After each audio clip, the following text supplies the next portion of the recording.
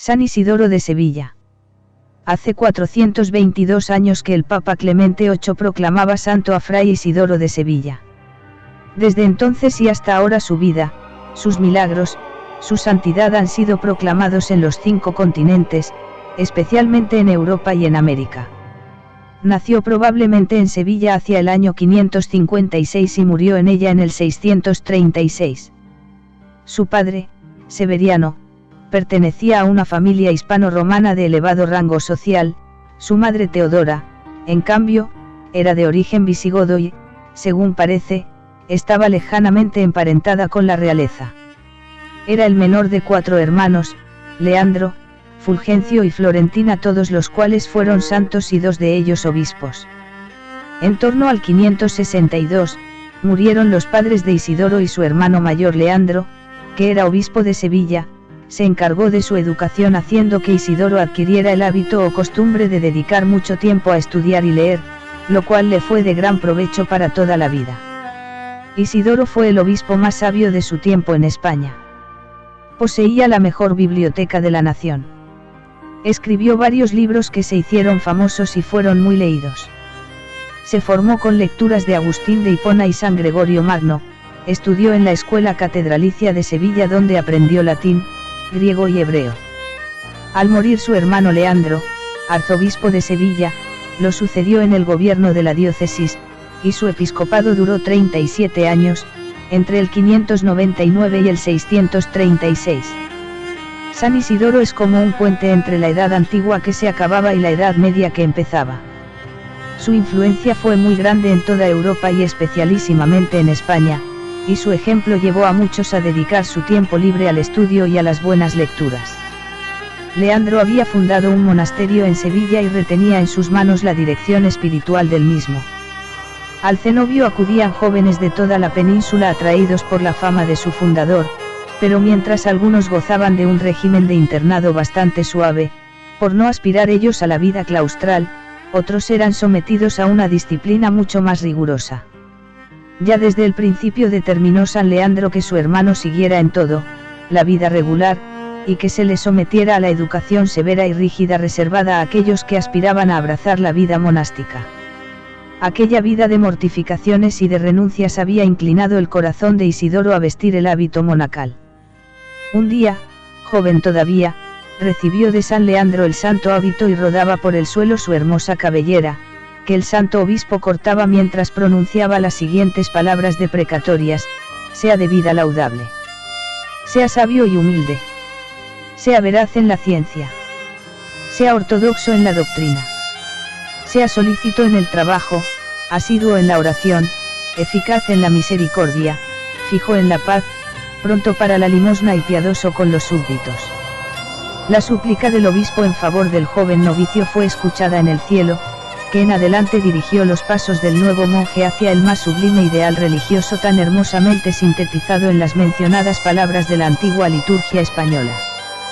Fue la figura principal en el Concilio de Toledo, en el año 633, del cual salieron leyes importantísimas para toda la Iglesia de España y que contribuyeron muy fuertemente a mantener firme la religiosidad en el país. Se preocupaba mucho porque el clero fuera muy bien instruido y para eso se esforzó porque en cada diócesis hubiera un colegio para preparar a los futuros sacerdotes, lo cual fue como una preparación a los seminarios que siglos más tarde se iban a fundar en todas partes. Dice San Ildefonso que la facilidad de palabra era tan admirable en San Isidoro, que las multitudes acudían de todas partes a escucharle y todos quedaban maravillados de su sabiduría y del gran bien que se obtenía al oír sus enseñanzas. Su amor a los pobres era inmenso, y como sus limosnas eran tan generosas, su palacio se veía continuamente visitado por gentes necesitadas que llegaban a pedir y recibir ayudas. De todas las ciencias la que más le agradaba y más recomendaba era el estudio de la Sagrada Biblia, y escribió unos comentarios acerca de cada uno de los libros de la Biblia. Como metropolita de la Bética presidió algunos concilios importantes, como el Segundo Concilio Provincial de Sevilla. Propició el desarrollo de las artes liberales, del derecho y de las ciencias, y en el Cuarto Concilio Nacional de Toledo, iniciado el 5 de diciembre del 633, estableció las bases de un decreto que impuso una política educativa obligatoria para todos los obispos del reino. Isidoro de Sevilla fue un escritor muy prolífico y un infatigable compilador y recopilador. Compuso numerosos trabajos históricos y litúrgicos, tratados de astronomía y geografía, diálogos, enciclopedias, biografías de personas ilustres, textos teológicos y eclesiásticos, ensayos valorativos sobre el Antiguo y Nuevo Testamento, y un diccionario de sinónimos. Cuando sintió que iba a morir, pidió perdón públicamente por todas las faltas de su vida pasada y suplicó al pueblo que rogara por él a Dios. A los 80 años de edad murió en Sevilla, el 4 de abril del año 636.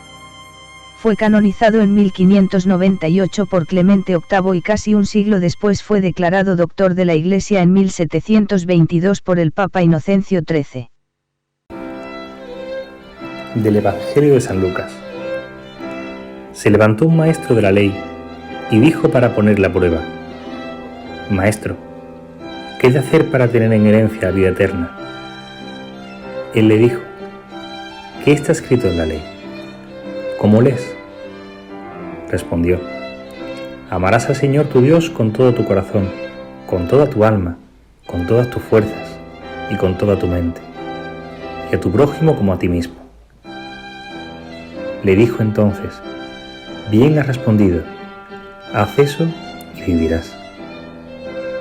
Pero él, queriendo justificarse, dijo a Jesús: ¿y quién es mi prójimo?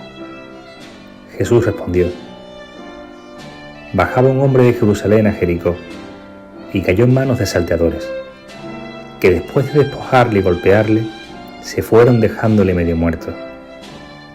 Casualmente, bajaba por aquel camino un sacerdote, y al verle dio un rodeo. De igual modo, un levita que pasaba por aquel sitio le vio y dio un rodeo. Pero un samaritano, que iba de camino, llegó junto a él y al verle tuvo compasión. Y acercándose, vendó sus heridas, echando en ellas aceite y vino. Y montándole sobre su breve cabalgadura, le llevó a una posada y cuidó de él. Al día siguiente, sacando 2 denarios, se los dio al posadero y dijo: cuida de él, y si gasta algo más, te lo pagaré cuando vuelva. ¿Quién de estos 3 te parece que fue prójimo del que cayó en manos de los salteadores? Él dijo: el que practicó la misericordia con él. Le dijo Jesús: vete y haz tú lo mismo.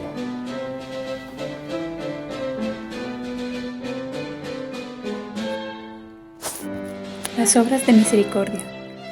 La palabra misericordia se deriva de compadecer la miseria ajena. Pero nadie puede ser misericordioso con otro si vive mal, y no es, por tanto, misericordioso consigo mismo. ¿Quién es malo para sí? ¿Para quién será bueno? Ningún pecado puede ser redimido con las limosnas si se persiste en él. La indulgencia, fruto de la limosna, se concede solo cuando se desiste de realizar obras perversas. Es verdad que las obras de misericordia tienen capacidad de purgar todos los pecados, pero solo si quien usa de misericordia procura no pecar. Por lo demás, no hay perdón de los pecados cuando la misericordia se lleva a cabo para cometerlos después tranquilamente. No es limosna la que se hace más por causa de gloria que de misericordia. En efecto, según sea la intención con que cada uno lo hace, así acepta o no la limosna del Señor. Por eso, quien apetece alabanza en este mundo por sus buenas obras, renuncia a la esperanza y no recibirá en el futuro la gloria de premio. Más aún, cuando se alimenta al pobre por jactancia, se convierte en pecado incluso la misma obra de misericordia. Hasta tal punto las obras de limosna borran los pecados y conducen al reino del siglo futuro, que cuando venga el juez celestial para el último juicio, dirá a los que estén a su derecha: tuve hambre y me disteis de comer, tuve sed y me disteis de beber, era peregrino y me acogisteis, estaba desnudo y me cubristeis. Les ofrecerá el premio diciéndoles: venid, benditos de mi Padre, recibid el reino preparado para vosotros. Pero aquellos en los que no encuentre ninguna obra de misericordia, oirán la voz del juez eterno que les dice: tuve hambre y no me disteis de comer, tuve sed y no me disteis de beber. También les dirá justamente: apartaos de mí, malditos, al fuego eterno, preparado para el diablo y sus ángeles. Quien no practica la misericordia en este mundo, no recogerá el fruto de la piedad en el otro, como enseña el ejemplo del rico condenado a las llamas, que se vio obligado a pedir socorro en el infierno porque lo negó a su vez en este mundo. Cuando estaba entre las llamas, pidió una gota de agua a quien había negado una miga de pan. Tarde abrió los ojos el rico. Lo hizo cuando vio gozoso al pobre Lázaro, a quien había rehusado ver cuando yacía a la puerta de su casa.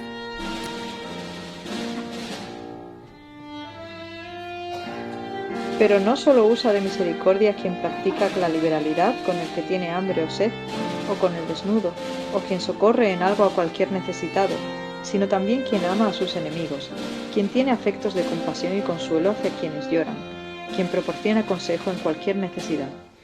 Todos estos hacen, sin duda alguna, verdadera limosna. La limosna de doctrina no es solo buena, sino mejor que la misericordia material. Es necesario compadecer de todo corazón al que pide, aun no estando necesitado, aunque se finja indigente, aunque utilice quizá la apariencia de una falsa indigencia. El que da con sencillez no pierde por eso el fruto de la misericordia. Si uno es pobre y no tiene nada que dar al necesitado, no puede poner el pretexto de su indigencia. Según el precepto del Salvador, se nos manda ofrecer al pobre un vaso de agua fría. Si no tenemos otra cosa y damos lo que tenemos bondadosamente, no perderemos el premio. Por lo demás, si son mayores nuestras posibilidades y dispensamos con escasez este don, simulando pobreza, no engañamos al necesitado, sino a Dios, a quien no podemos esconder nuestra conciencia. Hay dos clases de limosnas, una corporal, dar al necesitado todo lo que puedas, otra espiritual, perdonar a quien te hubiera agraviado. La primera se debe practicar con los indigentes, la segunda con los malos. Por tanto, siempre podrás comunicar algo, si no dinero, al menos perdón. Pero no se debe ofrecer la limosna a regañadientes, no sea que, por ir acompañada de tristeza, perdamos el premio de lo que distribuimos. Nuestra dádiva es perfecta cuando la ofrecemos con espíritu de alegría. De aquí que diga también el apóstol: Dios ama al que da con alegría. Es de temer que el pobre reciba lo que le ofrecemos con tedio, o que despreciándola totalmente se aparte afligido y triste. Dar limosna de lo robado a otros no es oficio de misericordia, sino que es un pecado. Por eso dice Salomón: quien ofrece sacrificio del producto del robo a los pobres es como si alguien degollara al hijo en la presencia de su padre. Pues quien se apodera injustamente de lo ajeno, nunca lo reparte justamente, ni hace bien a uno lo que se le arrebata injustamente a otro. Gran pecado es dar los bienes de los pobres a los ricos, y a costa de los necesitados alcanzar el favor de los poderosos. Es como quitar el agua a la tierra árida y seca, para regar los ríos que no lo necesitan.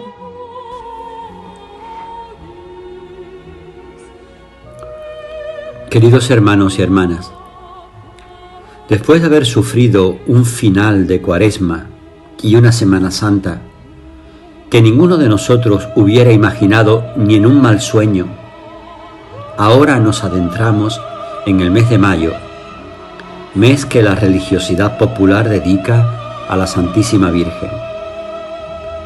Las hermandades de gloria se hacen protagonistas de este tiempo y honran a sus imágenes titulares con sus cultos de regla y con sus procesiones por las calles de nuestra ciudad.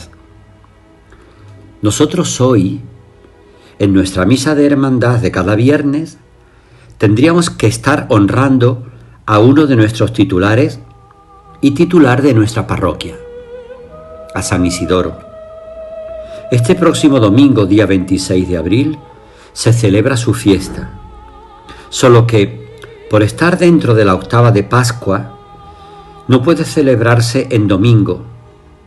Por ello, habíamos solicitado del señor arzobispo poder celebrar la misa en rito hispano-mozárabe, como en años anteriores, en este día, haciéndola coincidir con la misa de nuestra hermandad. No ha podido ser. Pero no por ello vamos a olvidarnos de un personaje tan importante para la historia de la Iglesia, de nuestra ciudad, de nuestra parroquia y de nuestra hermandad, como es San Isidoro. Ante todo y sobre todo, es un gran santo. Se ha hablado mucho de su santidad. Lo miramos con admiración y hasta con una cierta envidia. Llamamos santo a todo lo que está consagrado al servicio de Dios, bien sea una persona, una cosa, un lugar o un tiempo. Ser santo es participar de la santidad de Dios. Pensad que nuestro Padre Dios nos creó para que fuésemos santos.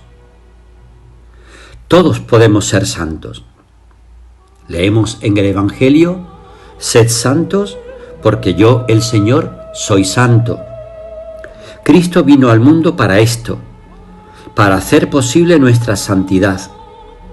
Y es por esto que en alguno de los escritos del Nuevo Testamento a los cristianos se les llama santos.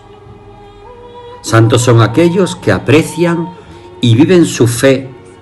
Se dice de modo heroico, pero lo más heroico es vivir la fe cada día.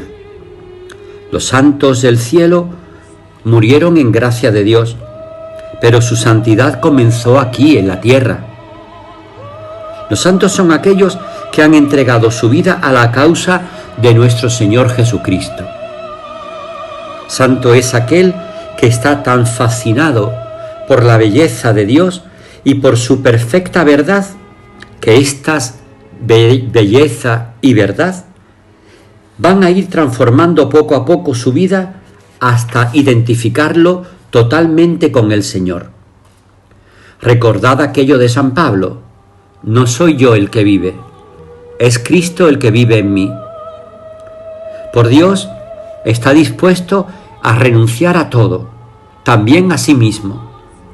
Le es suficiente el amor de Dios, que experimenta y transmite en el servicio humilde, sencillo, silencioso y desinteresado al prójimo. Vivir la vida de fe en forma heroica no quiere decir que el santo sea una especie de acróbata de la santidad. No es alguien que realiza unos ejercicios imposibles para las personas normales. Ser santo quiere decir que en la vida de un hombre se revela la presencia de Dios, y así queda más patente todo lo que el hombre no es capaz de hacer por sí mismo. Ser santo no es otra cosa que hablar con Dios, como un amigo habla con otro amigo. Esto es la santidad. Los santos no son personas que nunca han cometido errores o pecados, sino que son aquellos que se arrepienten y se reconcilian. Por tanto, también entre los santos se dan contrastes, discordias, controversias. Son hombres como nosotros, con problemas complicados. La santidad crece con la capacidad de conversión, de arrepentimiento, de disponibilidad para volver a comenzar y sobre todo con la capacidad de reconciliación y de perdón. Y todos podemos aprender este camino de santidad. Perseverar en la santidad es mantenerse en comunión con Cristo, que salva y da la vida eterna. Dios quiere que todos se salven, pero no todos entienden esto y se abren a la gracia que santifica. Para salvarse es necesario renunciar al pecado y seguir a Cristo con fe. Por eso San Pablo nos dice: hermanos, buscad la paz con todos y la santificación, sin la cual nadie verá al Señor. Al final no importará otra cosa. La única verdadera desgracia será no ser santos. El ejemplo de los santos es para nosotros un aliento a seguir sus mismos pasos y a experimentar la alegría de quien se fía de Dios, pues la única causa de tristeza y de infelicidad para el hombre es vivir lejos de Él. El camino que conduce a la santidad es presentado por las bienaventuranzas. En la medida en que acogemos la propuesta de Cristo y la seguimos, cada uno en sus circunstancias y en su vida cotidiana, podremos participar en la eterna bienaventuranza. Queridos hermanos, no tengáis miedo. Como nos decía San Juan Pablo II al inicio de su pontificado, abrid las puertas a Cristo. Con Cristo lo imposible se hace posible. Que así sea. Oración Axumus de San Isidoro de Sevilla. Aquí estamos, Señor Espíritu Santo. Aquí estamos, frenados por la inercia del pecado, pero reunidos especialmente en tu nombre. Ven a nosotros y permanece con nosotros. Dígnate penetrar en nuestro interior, enséñanos lo que hemos de hacer, por dónde debemos caminar y muéstranos lo que debemos practicar para que con tu ayuda sepamos agradarte en todo. Sé tú el único inspirador y realizador de nuestras decisiones, tú el único que con Dios Padre y su Hijo posees un nombre glorioso, no permita que quebrantemos la justicia. Tú que amas la suprema equidad, que la ignorancia no nos arrastre al desierto, que el favoritismo no nos doblegue, que no nos corrompa la acepción de personas o de cargos. Por el contrario, únenos eficazmente a ti, solo con el don de tu gracia, para que seamos uno en ti, y en nada nos desviemos de la verdad. Y lo mismo que estamos reunidos en tu nombre, así también mantengamos en todo la justicia, moderados por la piedad, para que hoy nuestras opiniones en nada se aparten de ti, y en el futuro, obrando rectamente, consigamos los premios eternos. Amén.